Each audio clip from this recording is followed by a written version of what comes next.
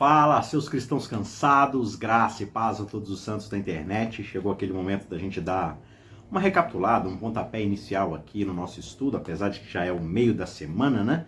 E a gente já está chegando ao fim desse trimestre de 14 episódios sobre a carta de Paulo aos Efésios.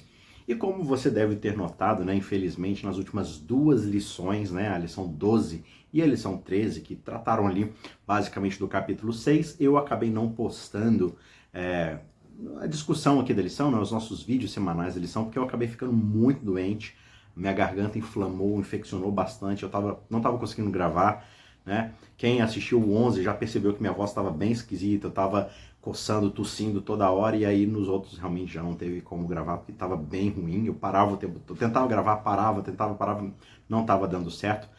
E agora, com tempo, com descanso, com recuperação, a gente chega aqui na 14ª lição, e embora eu não vá gravar aqui as lições 12 e 13, eu quero aproveitar essa última lição, que ela já é, de certa forma, uma recapitulação de todo o trimestre, uma apresentação, digamos assim, panorâmica de todo o livro, de toda a carta de Paulo aos Efésios. A gente vai acabar passando rapidamente ali pelo capítulo 6, e aí a gente vai recuperar aqui, vai recapitular um pouco os pontos que acabaram ficando para trás na ausência da discussão das últimas duas lições.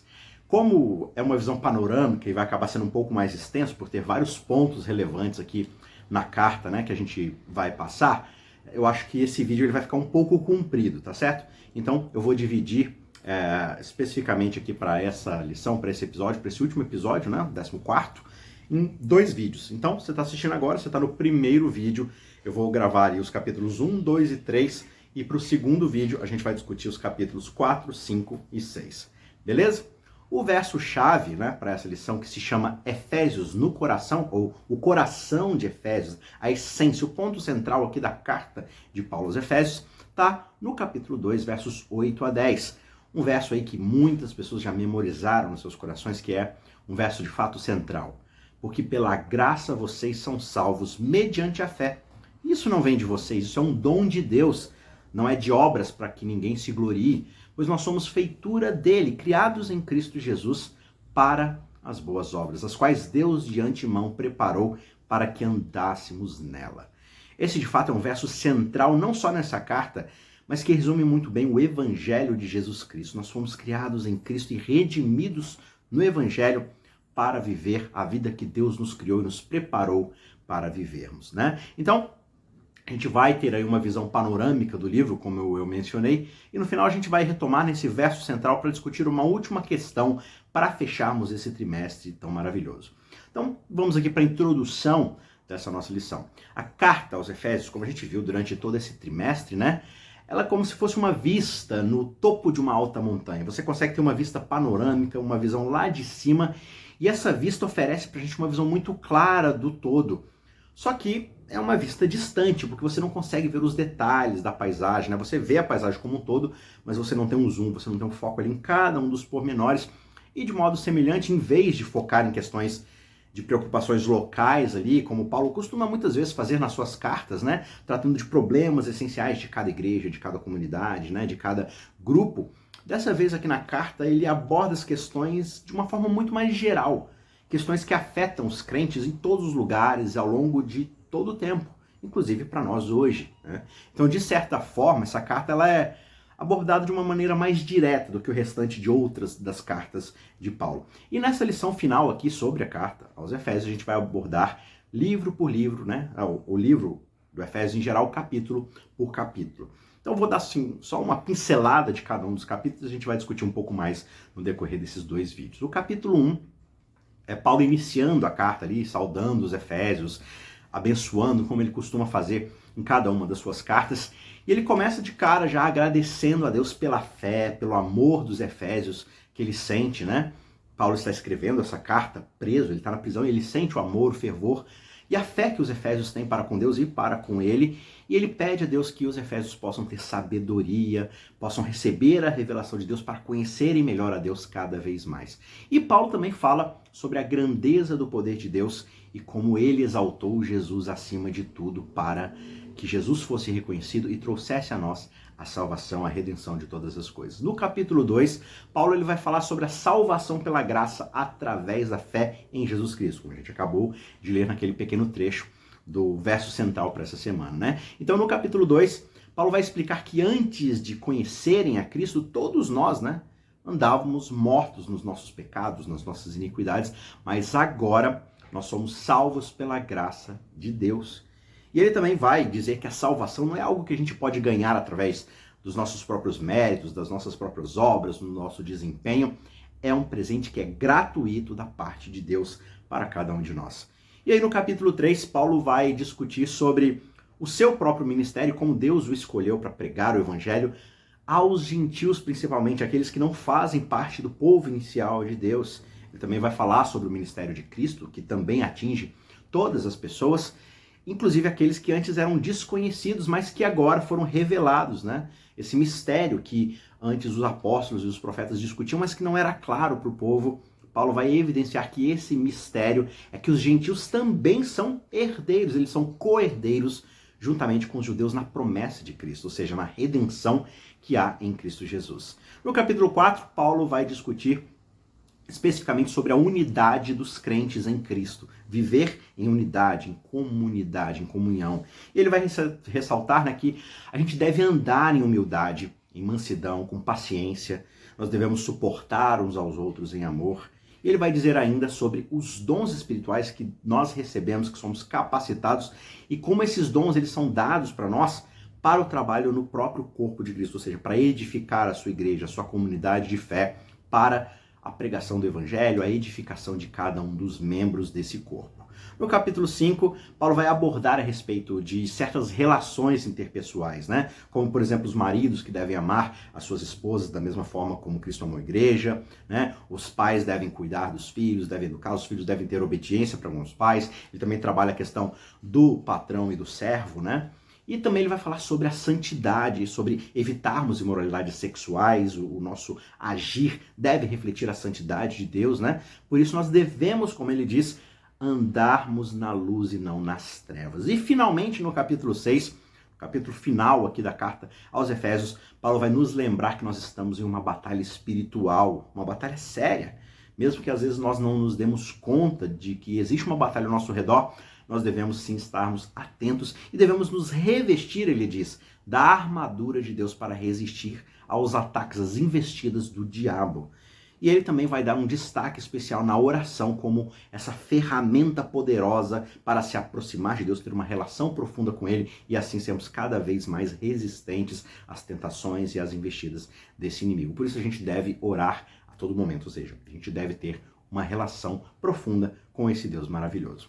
Antes da gente aprofundar um pouco mais nesse tema, os nossos recados especiais aqui. Nós estamos com uma pausa no nosso curso de Teologia Bíblica, né? A História de Deus. Esse ano a gente já finalizou a nossa, digamos assim, temporada, terminando lá no segundo livro de Reis, né? E eu já estou preparando aí o material dos livros de sabedoria, dos livros proféticos, estão sendo escritos, preparados, gravados, e no ano que vem, talvez lá para março, por aí, a gente deve começar essa segunda temporada a partir ali de Jó, Salmos, Provérbios, assim por diante, até a gente encerrar o Antigo Testamento, beleza? E aí, em 2025, a gente vai para o Evangelho, ou para os Evangelhos, e dando sequência aí ao restante do Novo Testamento. Então continue com a gente, tá? Se você não conhece ainda o nosso curso, né? Aqui na descrição desse vídeo você vai encontrar a playlist para o curso, a História de Deus, juntamente com a playlist do nosso curso de Interpretação Bíblica, para você aprender a estudar a Bíblia aí da sua casa, por conta própria, com ferramentas, com mais técnicas para poder retirar mais coisas do texto bíblico, aprender mais sobre Deus de forma própria, de forma correta, certo? E então aproveite esse material, é totalmente gratuito aí para você ser abençoado e ser edificado na palavra de Deus. Se esse vídeo de certa forma abençoou você, te edificou, considere até o final dele deixar o seu joinha, compartilhar com outras pessoas, e se você ainda não é inscrito no nosso canal, considere-se também fazer parte dessa comunidade de estudo da palavra de Deus, tá certo? Então vamos lá. Vou abordar então aqui nesse vídeo os 3 primeiros capítulos aqui de forma panorâmica, vão ser pequenas pinceladas, mas para a gente poder revisar tudo aquilo que a gente aprendeu sobre Efésios no decorrer desse trimestre. Então, o capítulo 1 aqui de Efésios, da carta aos Efésios, É uma introdução muito poderosa aqui à carta, onde Paulo vai apresentar uma visão grandiosa da obra de Deus, que é realizada através da pessoa de Cristo. Então veja, o livro de Efésios, a carta de Efésios, ela é a história do Evangelho, é a história de como Deus nos salvou e realizou a redenção da humanidade através do seu Filho, através de Cristo Jesus. Então, esse tema principal ele vai ser repetido várias e várias vezes nesse trecho, né? Essa ideia de que Deus nos abençoou em Cristo, com todas as bênçãos espirituais nos lugares celestiais, ou seja, tudo que existe de bom de Deus para nós, que vem do céu para nós, é através da obra de Jesus Cristo em nosso favor. Por isso Paulo vai iniciar o trecho aqui da carta, nesse trecho inicial, com uma bênção a Deus, louvando a Deus por ter nos agraciado com toda sorte de bênçãos espirituais na pessoa de Jesus Cristo. Ele vai repetir isso certas vezes, né? Ele vai seguir enfatizando que nós fomos escolhidos em Cristo antes mesmo da fundação do mundo, nós fomos predestinados para a adoção como filhos por meio de Jesus Cristo, em Jesus Cristo, fomos redimidos pelo seu sangue, em outras palavras, tudo que nós temos em Cristo, tudo que nós recebemos de Cristo, tudo que nós somos por causa de Cristo. E tudo isso junto é uma bênção de Deus para nós, na pessoa de Jesus Cristo. Agora, o que significa esse estar em Cristo? E essa é uma expressão que Paulo vai utilizar várias e várias vezes no decorrer das suas cartas, e é uma das ideias mais importantes da teologia cristã. Estar em Cristo significa estar unido a Ele de uma maneira muito profunda, muito pessoal. Como inimigos de Deus, nós fomos distanciados, nós rompemos a relação com Deus. Mas em Cristo, através do seu sacrifício, através da forma como Ele mostra quem é Deus para nós, nós somos reconciliados e unindo a nossa vida a Ele, nós nos unimos ao próprio Deus. Nós temos uma relação íntima e profunda com esse Deus e por isso nós somos objeto da sua bênção, da sua paz, do seu amor, né? Ou seja, isso acontece quando nós colocamos a nossa fé em Jesus Cristo. Nós somos batizados em seu nome, nós morremos para a nossa velha vida e ressuscitamos numa vida em Cristo Jesus. A vida que agora vivo, Paulo vai dizer, vivo no Filho de Deus.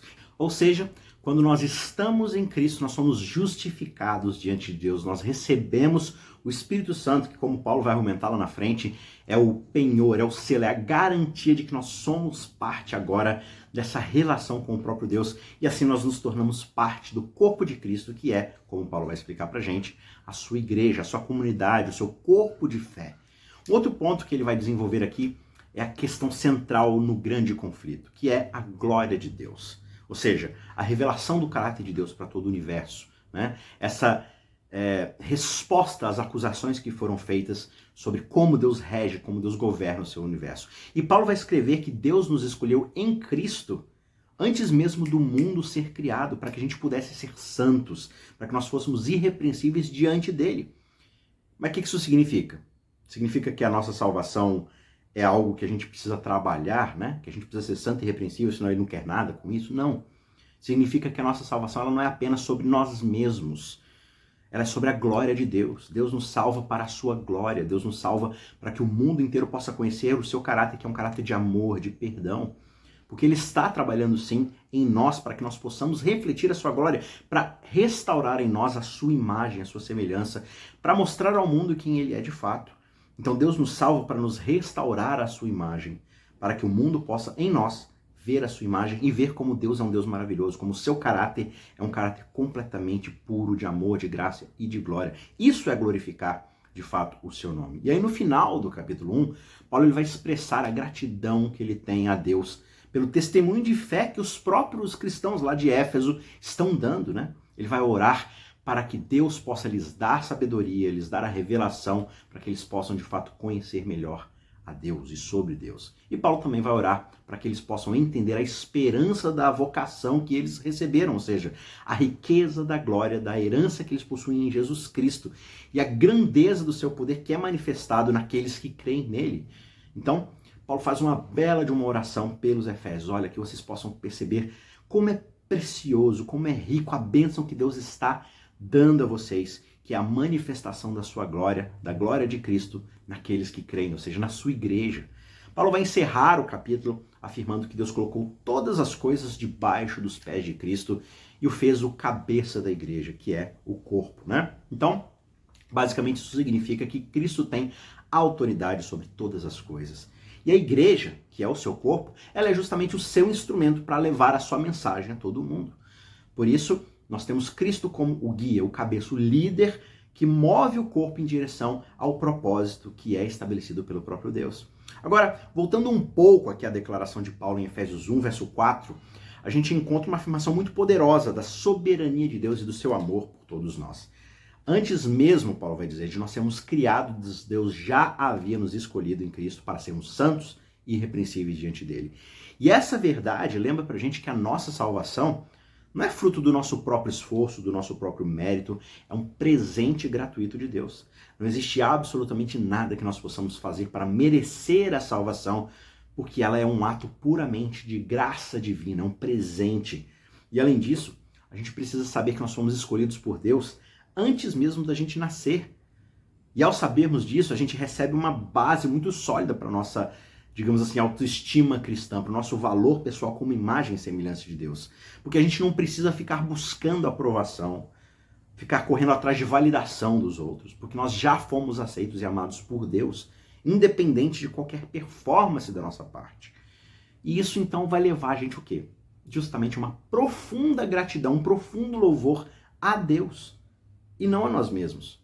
Quando a gente entende que nós fomos escolhidos antes mesmo da gente sequer existir, nós percebemos o quão grande é o amor de Deus por nós. Ele já tinha um plano para nos resgatar antes mesmo da gente ter pecado. Toda essa percepção, esse entendimento vai mover a gente a adorá-lo, a servi-lo com todo o nosso coração, a reconhecer que tudo que nós temos, tudo que nós somos vem dele e vem por causa que nós estamos nele. E por fim, essa verdade, ela desafia a gente a viver, digamos assim, uma vida santa e irrepreensível diante de Deus, porque nós temos a consciência de que nós somos escolhidos para sermos santos, para nos levar a buscar ali uma santidade em todas as áreas da nossa vida, né? Não apenas aquilo que a gente chama de frequentar a igreja, mas cada aspecto da nossa vida. Por quê? Porque a gente não vive mais para nós mesmos, a gente vive para aquele que nos escolheu e nos chamou para sermos seus filhos. Então, essa é uma verdade muito preciosa que transforma completamente a forma como a gente vive. Seguindo para o capítulo 2 e 3 aqui de Efésios, a gente descobre mais sobre essa obra de Cristo nas nossas vidas, né? Sobre a unidade dos crentes, a natureza da igreja. Então, vamos por pedaços aqui. Efésios 2, 1 a 10, é sem dúvida um dos trechos mais conhecidos da Bíblia. E nele, Paulo vai descrever para a gente a condição humana antes da salvação e a obra de Cristo de nos resgatar dessa morte espiritual que ele descreve. Então, ele começa dizendo que todos nós estávamos mortos nos nossos delitos e pecados, ou seja, a gente não tinha vida em nós mesmos, espiritualmente falando. Tudo que a gente realizava eram obras de morte, obras da carne. E a gente vivia simplesmente seguindo o curso deste mundo e, digamos assim, a filosofia, o estilo de vida, as ordens do príncipe das trevas. E apesar desse início do capítulo ser um tanto quanto sombrio, a principal mensagem de Efésios 2, 1 a 10 é que a salvação é um dom gratuito de Deus. Não há nada que a gente possa fazer para merecê-la ou conquistá-la, porque nós estamos mortos e cadáveres não podem produzir absolutamente nada.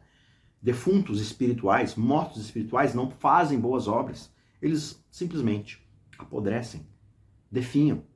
É somente pela graça vivificadora de Deus que nós somos salvos. É somente por meio da fé em Cristo Jesus. Por isso significa que não existe nenhuma razão que a gente possa elencar, descrever, anotar, clamar, para a gente se orgulhar ou se vangloriar da nossa própria realização ou realizações espirituais. Tudo que nós temos, tudo que nós fazemos, tudo que nós somos é puramente um presente de Deus. E essa mensagem está intimamente relacionada com as descrições que Paulo vai fazer aqui de Cristo em Efésios 1, 20 a 22.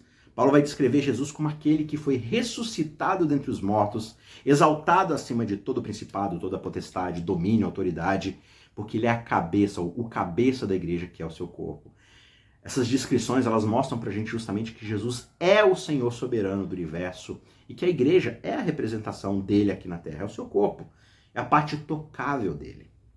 É somente por meio de Jesus que nós podemos ter o acesso a Deus e sermos salvos. As implicações de Efésios 2 para questões como escravidão, tráfico humano, o tratamento de pessoas com deficiência ou a discriminação por idade, por etnia, não poderiam ser mais claras.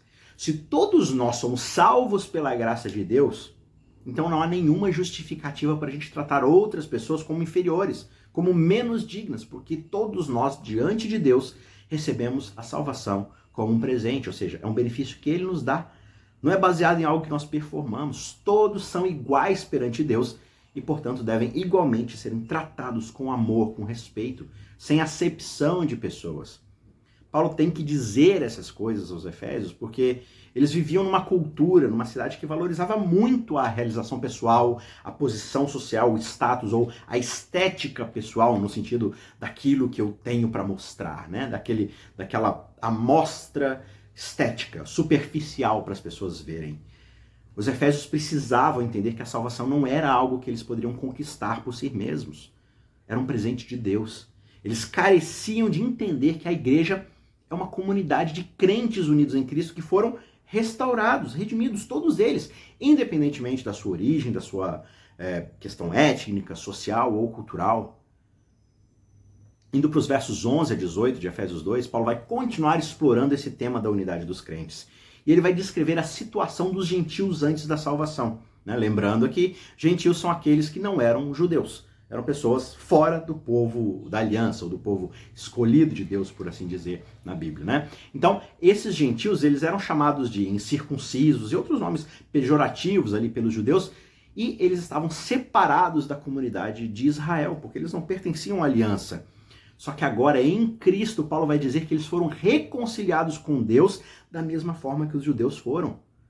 E eles também foram reconciliados com os próprios judeus. Eles fazem parte de uma mesma família. Por quê? Porque Jesus é aquele que quebra a parede de separação que existe entre judeus e gentios. Por quê? Porque ele cria em si mesmo, né? Jesus cria em si uma nova humanidade da qual todos podem fazer parte. Todos podem nascer nessa nova humanidade em Cristo Jesus. Então agora, a separação não se dá mais por judeu ou gentil, rico ou pobre, homem ou mulher, escravo ou livre. A diferenciação agora é: eu estou em Cristo ou eu não estou? É somente isso. Essa mensagem é uma continuação daquilo que ele começa falando nos primeiros 10 versos do capítulo 2. Assim como a salvação é um presente gratuito de Deus, a unidade dos crentes também é um dom que vem de Cristo. Nós estamos em Cristo ou não estamos. Por isso não há nenhuma razão para que o crente seja separado dos outros por causa das suas diferenças. Em Cristo nós somos todos um nele. A teologia do templo que Paulo vai usar no final do capítulo é um pouquinho mais complexa do que isso, mas basicamente ele vai apresentar a igreja como um edifício santo que é construído, como ele explica, sobre o fundamento dos apóstolos e profetas, ou seja, sobre a sã doutrina a respeito de quem é Cristo e como ele representa Deus e tudo aquilo que os profetas ensinaram sobre Jesus Cristo lá atrás no Antigo Testamento, né? E como todos eles apontam para Jesus Cristo como a pedra angular, ou seja, a base, o fundamento sólido que esse templo vai construir em cima, né? Então, ele descreve os crentes ali como pedras vivas que vão sendo colocadas umas sobre as outras para formar as paredes, o teto desse templo, mas basicamente nesse templo espiritual, todas essas pedras que somos nós, juntas ali em comunidade para formar esse prédio, esse edifício, nós somos constituídos sobre o fundamento dos apóstolos, ou seja, sobre a doutrina de quem é Jesus Cristo e o que ele fez por nós. Então, basicamente, Jesus Cristo é a pedra fundamental, é a pedra angular, é aquela que dá base e sustentação para todo esse templo espiritual, né? Para que todos nós possamos ser juntos uma morada de Deus através do Espírito Santo. E essa metáfora teológica mostra pra gente que a igreja é um lugar sagrado, onde o próprio Deus habita. Mas, de novo, a igreja não é o prédio, a igreja são as pedras espirituais juntas numa comunidade sob o fundamento de Jesus Cristo, né? Portanto, Paulo afirma que essa é uma construção em andamento. Cada crente vai sendo ali, como uma pedra viva, colocado junto, né, para poder contribuir para o erguimento desse edifício santo. É somente por meio de Cristo, que une todas essas pedras, que dá sustentação a essas pedras, que nós podemos de fato ser parte desse edifício e termos comunhão não só com Deus, mas também com os outros crentes, com as outras pedras desse edifício. Movendo agora para o capítulo 3, os 13 primeiros versos, Paulo vai afirmar que ele recebeu uma revelação única e pessoal de Deus sobre a sua igreja e o seu plano para toda a humanidade. E aí o apóstolo ele vai afirmar para a gente que Deus lhe deu a graça de pregar aos gentios sobre as riquezas de Cristo. Essas riquezas que ele começa descrevendo no capítulo 1, né? E essa mensagem não foi revelada a ele, ou aos homens, né? de outras gerações, mas apenas revelada pelo Espírito Santo agora. E ele enfatiza que essa revelação, ela não é apenas para os judeus, não são apenas os judeus que fazem parte dessa comunidade, mas também todos os gentios. E que a igreja é o meio pela qual Deus irá revelar a sua sabedoria aos poderes, às autoridades lá nos lugares celestiais. Ou seja, é através da sua igreja que ele vai demonstrar a restauração do seu caráter, aquilo que ele está fazendo pela sua igreja e na sua igreja. Nos versos 9 a 11, Paulo vai falar sobre os principados e potestades nos lugares celestiais. E esses seres espirituais, eles de certa forma governam o mundo invisível. Eles são mencionados em outras partes da Bíblia, como Colossenses 1,16, né, onde Paulo vai dizer que todas as coisas foram criadas por meio de Cristo, tanto as visíveis quanto as invisíveis, incluindo tronos, poderes, governantes, autoridades. E mais à frente, lá no capítulo 6, verso 12 do próprio livro de Efésios, Paulo vai esclarecer que a batalha que nós enfrentamos não é contra carne e sangue, mas contra os poderes e autoridades nos lugares celestiais. O que Paulo está fazendo aqui é nos lembrar que a nossa luta não é apenas física, e não deveria ser contra o meu próximo, contra aquele que está do meu lado, contra os que estão dentro ou fora. É uma batalha espiritual. É contra influências terríveis que tentam nos afastar de Deus. Nós estamos lutando contra forças invisíveis que estão a todo tempo tentando minar, destruir a nossa devoção a Deus. A restauração que Cristo está realizando em nós através do seu trabalho na cruz e no santuário celestial. Né? Então a gente precisa tomar cuidado com isso, se apegando cada vez mais a Deus. E a inclusão dos gentios, né, daqueles que não são judeus, na igreja, justamente vai ensinar a esses poderes potestades, ensinar a Satanás e seus anjos que o plano de Deus para a humanidade é muito maior do que eles pensavam. Não está restrito simplesmente a um grupinho de judeus ali, que eram sim importantes para Deus, mas agora eles estão vendo que Deus está chamando pessoas de todas as nações, de todas as tribos, raças, etnias, para fazerem parte de uma grande família global. Isso ensina pra gente, né? Ensina para todo o universo que Deus ele é amoroso e que o seu plano para a humanidade não é exclusivista, não é arrogante, mas é inclusivo e abrangente.